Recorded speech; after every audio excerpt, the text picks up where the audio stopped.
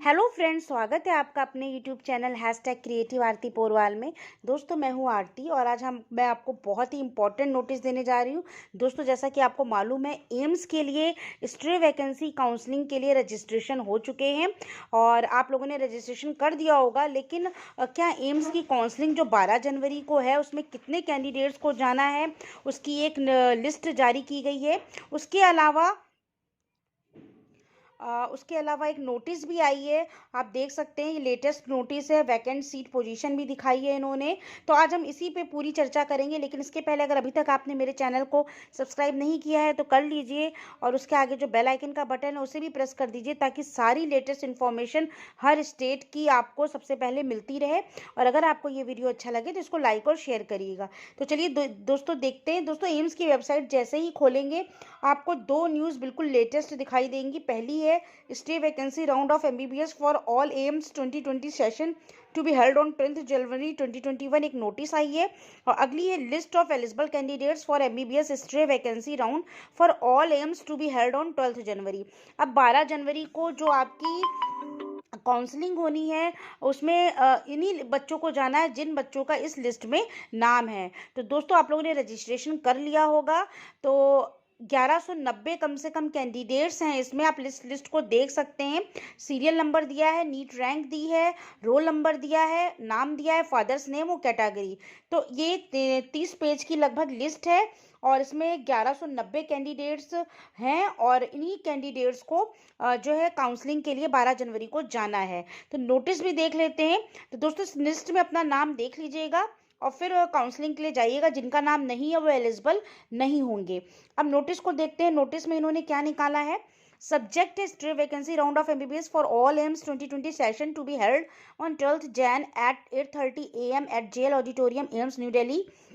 ये तो आपको पता है। इसके अलावा इन्होंने वैकेंट सीट्स निकाली है for stray vacancy round for MBBS for all AIIMS. आप देख सकते हैं जैसे कि जो आपके 19 एम्स कॉलेज हैं उनमें कहाँ कहाँ कितनी सीट और किस कैटेगरी के लिए वैकेंट है, ये इसमें दिया हुआ है। जैसे गुवाहाटी में आप देख सकते हैं 5 सीटें जनरल के लिए हैं और 8 सीटें ओबीसी के लिए हैं और 2 सीटें एससी के लिए हैं, 2 सीटें एसटी के लिए। टोटल 17 सीट्स यहाँ पर अवेलेबल है। तो 119 सीटें आपको जैसा मालूम है एम्स में अवेलेबल है, लेकिन अलग अलग आप देख सकते हैं।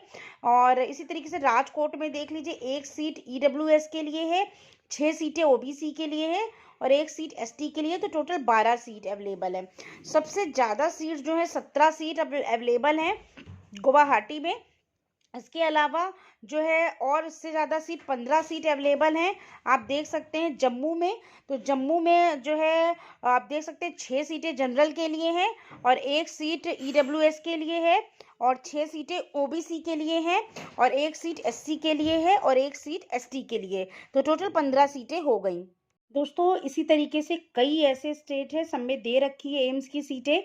तो टोटल आपको 119 सीटों का पूरा यहाँ पर सीट मैट्रिक्स निकाला हुआ है। आप इसको देख लीजिए, क्योंकि जब आप काउंसलिंग में जाएंगे तो आपको कहाँ के लिए कैसी सीट चाहिए, क्या प्रोसीजर, उसमें कोई दिक्कत ना है। उसके बाद उन्होंने एलिजिबिलिटी क्राइटेरिया भी निकाला है, जिसमें इसेंशियल एकेडमिक क्वालिफिकेशन पूरा फिर से निकाला है कि आपको क्या क्या इसेंशियल एकेडमिक क्वालिफिकेशन चाहिए, मिनिमम मार्क्स कितने होने चाहिए। एक बार मैं फिर से बता देती हूँ आपको। Candidate should have pass 12th class and 10+2 scheme senior school certificate examination CBSE का या आईएससी का an equivalent examination of a recognised university. और इसके बाद आपको physics, English, chemistry and biology ये सारे सब्जेक्ट होने चाहिए। The candidate who have pass 10+2 level with biology as an additional subject will also be eligible for MBBS stray vacancy round. फिर candidates who have appeared, जो appearing में है वो भी इसके लिए एलिजिबल हैं। और मिनिमम जो एग्रीगेट मार्क्स हैं आपके वो क्वालिफाइंग होने चाहिए। Essential qualification table are appearing in the stray vacancy examination 10+2 में। और जनरल एंड ओबीसी कैंडिडेट के लिए 60%, एससी एसटी के लिए 50% और पीडब्ल्यूबीडी के लिए 45%। तो ये तो उन्होंने मिनिमम मार्क्स का क्राइटेरिया दे दिया है। इसके बाद उन्होंने नेक्स्ट पेज पर एक और पूरा नोटिस निकाला है। जनरल, ईडब्ल्यूएस, ओबीसी और एससी एसटी की जो काउंसलिंग है, आपकी रिपोर्टिंग करने जाएंगे जब 12 जनवरी को, तो कहाँ से कितने बजे से कितने रैंक तक की होगी। तो ये जो उन्होंने लिस्ट निकाली है अभी, उस लिस्ट को भी मैं आपको दिखाऊंगी।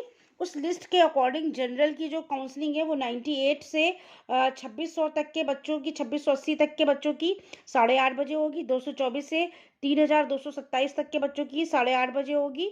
यानी सभी की ऊपर के जो 3 स्लॉट है 8:30 बजे, फिर नीचे के जो 68,673 रैंक के लिए 11:30 बजे काउंसलिंग होगी SC ST की। तो आप देख सकते हैं SC ST की 11:30 बजे है और जनरल EWS OBC की सुबह 8:30 बजे है। तो आपको 12 जनवरी को 8:30 बजे काउंसलिंग के लिए पहुंच जाना है। प्रोसेस ऑफ काउंसलिंग आपको बता दूं, ST vacancy round will be conducted in offline mode only as per schedule. No authority representative will be allowed to attend the ST vacancy round. कोई और आपकी जगह नहीं अटेंड कर सकता है, आप ही को अटेंड करनी है। The candidate need to fill details in online format on the AIMS website. जो आपने एम्स की वेबसाइट को 10 जनवरी के 4 बजे तक जो भरी जा रही थी, वो आपको डिटेल की स्लिप ले जानी है। On 12th January during ST vacancy round for MBBS for 19 AMS AIIMS first unreserved counselling will be done. पहले जनरल की होगी, फिर ओबीसी की, फिर SC ST की। अगर कोई सीट ओबीसी में बचेगी तो जनरल में ट्रांसफर कर दी जाएगी। इसी तरह कोई सीट अगर SC में बचती है वो ST SC में तो ओबीसी में ट्रांसफर कर दी जाएगी और ओबीसी की जनरल में, और SC ST में भी अगर कोई सीट बचती है वो भी जनरल में ट्रांसफर कर दी जाएगी, सॉरी ओबीसी में नहीं ट्रांसफर की जाएगी। तो इस तरह से unreserved candidates will be called again in case of OBC SC ST seats remain vacant. तो ये भी हो सकता है अगर इन तीनों कैटेगरी में कोई सीट वैकेंट रह जाए तो वो काउंसलिंग के लिए फिर से आपको बुला सकते हैं। तो these categories in overall in round all unreserved candidate should therefore stay back till it announced that stray vacancy counselling finally over. जब तक ये ना कहा जाए कि काउंसलिंग ओवर हो गई है, जनरल कैंडिडेट के बच्चों को वहीं रुकना है, क्योंकि अगर OBC SC ST में कोई सीट बची रह गई तो आपको जनरल वाले बच्चों को उस काउंसलिंग के लिए अगले दिन बुलाया जा सकता है। Candidate will have to produce print out of the registration slip issued to them by MCC as well as copy of AIMS form along with all original certificates. दोस्तों एक तो रजिस्ट्रेशन स्लिप आपको वो वाली ले जानी है जो MCC से निकाली थी, और एक रजिस्ट्रेशन स्लिप आपको जो आज अभी शाम के 4 बजे तक रजिस्ट्रेशन एम्स में हुए हैं उसकी भी स्लिप आपको ले जानी है। इसके अलावा सारा डेट ऑफ बर्थ का सर्टिफिकेट और SC ST OBC का सर्टिफिकेट सब कुछ ओरिजिनल ले जाने। No candidate will be allowed to participating in state vacancy round without original certificate. ये मैं बार बार बता रही हूँ, सारे सर्टिफिकेट ओरिजिनल ले जाने। कैंडिडेट स्लिप जो आपको ले जानी है रजिस्ट्रेशन की, दोनों स्लिप ले जानी है, MCC वाली भी और एम्स वाली भी। और इसी तरीके से सारे आप अच्छे से ये रूल्स पढ़ लीजिएगा। allocation of seats will be made strictly as per rank per merit of candidates. The OBC and EWS candidate will be allowed to appear in the counseling subject to production of only valid OBC EWS certificate issued for central government institution या job as an last date of counseling। आपको ये दिखाना है, जो certificate है आपका central government का होना चाहिए। Failure to bring valid caste certificate shall make the candidates ineligible. ये साफ साफ लिखा है, अगर आपके पास सेंट्रल गवर्नमेंट का सर्टिफिकेट नहीं होगा तो आपको इनएलिजिबल कर दिया जाएगा काउंसलिंग के लिए। तो ये सारे रूल्स को आपको बहुत अच्छे से पढ़ के सारे डॉक्यूमेंट्स कलेक्ट कर लीजिए, क्योंकि आपकी काउंसलिंग 12 तारीख को होनी, बस कल का दिन है। क्योंकि अगर आप बाहर के हैं, आपको दिल्ली जाना है, तो आज आप निकलेंगे, आज रात को या कल सुबह निकलेंगे, तो सारी तैयारियां अपनी एम्स के लिए कर लीजिए। सीट वैक के जो मैट्रिक्स है वो भी मैंने आपको पर सिटी दिखा दिया कि किस शहर में कौन सा जो है, किस स्टेट में कौन सी कितनी सीट मैट्रिक्स हैं एम्स की। और जो लिस्ट है, इस लिस्ट में अपना नाम पहले देख लीजिएगा, इसमें नाम आपका होना बहुत ज़रूरी है। 1190 बच्चों की ये लिस्ट जारी की गई है।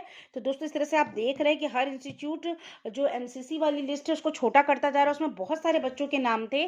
तो अब वो जिपमर ने जैसे 310 बच्चों की निकाल दी और एम्स ने भी निकाल दी है, इसी तरीके से हर साइट पर एक और मेरिट लिस्ट निकाली जा रही, इसी हिसाब से बच्चों की काउंसलिंग होगी। तो दोस्तों ये पूरी न्यूज़ थी एम्स के लिए, और अगर आपको ये न्यूज़ अच्छी लगी हो तो मेरे चैनल को सब्सक्राइब करिएगा और मेरे वीडियो को लाइक और शेयर करिएगा। Thank you.